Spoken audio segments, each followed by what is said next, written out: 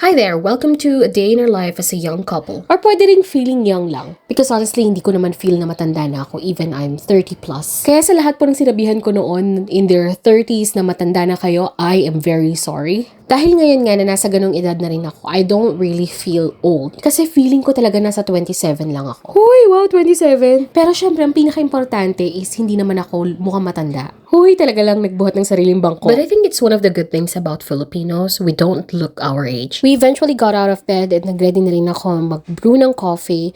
Dahil day off ko ngayon, late na akong bumangon. Si Amar naman, late siyang nag-start ng work, kaya we have time together in the morning. Dahil nga magkaibang off namin, hindi kami masyadong nakakalabas or nakakagala. Naranlas mag-plan kami na sabay kami ng leave together from work. Kaya naman tuwing day off ko, nasa bahay lang ako, and because it's Saturday today, plan kong maglinis ng bahay. And of course, magluto na rin. This is the most na nagluto ako sa buong buhay ko. If you don't know me, hindi talaga ako mahilig magluto. Wala akong talent sa pagluluto.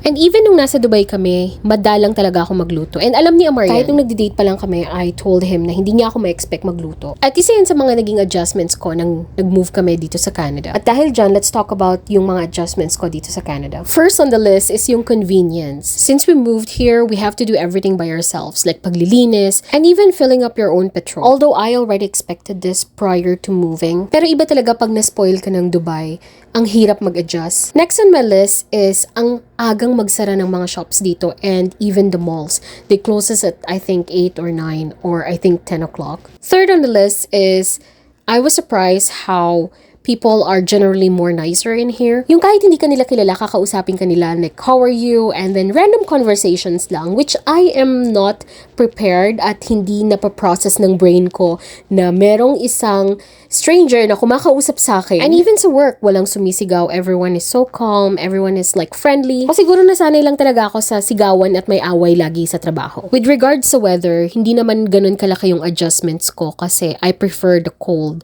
than the summers. Pagdating naman sa traffic rules, ang weird lang kung papaano yung law nila dito when you take the left turn when you're driving. Sabi ko nga kay Amar, they could have saved a lot of money sa pagbili ng mga traffic lights if they have a roundabout instead of traffic lights like every few blocks. Pero syempre, wala na akong pakialam doon kasi pera naman nilang ginamit nila. Just a suggestion lang naman po. And last but not the least is ang very controversial tipping culture. Kasi it's like very mandatory na mag-tip ka dito kapag kumain ka sa labas, which I am very much against with. Hindi naman ako kuripot, pero wag mo kong piliting mag-tip. Kung maganda yung service mo, kung masarap yung pagkain at nag-enjoy ako, magtitip ako. Pero wag mo kong pwersahin, 'di ba? Ito yung continuous na argument namin ni Amar kasi lagi niyang sinasabi that they are not getting paid enough and they rely heavily on tip. Well, that's up for another discussion kasi I know we have all different views and opinions on that. Well, kung umabot po kayo hanggang sa video na to, please like and follow for more videos. And maraming salamat po. I'll see you on the next one. Bye!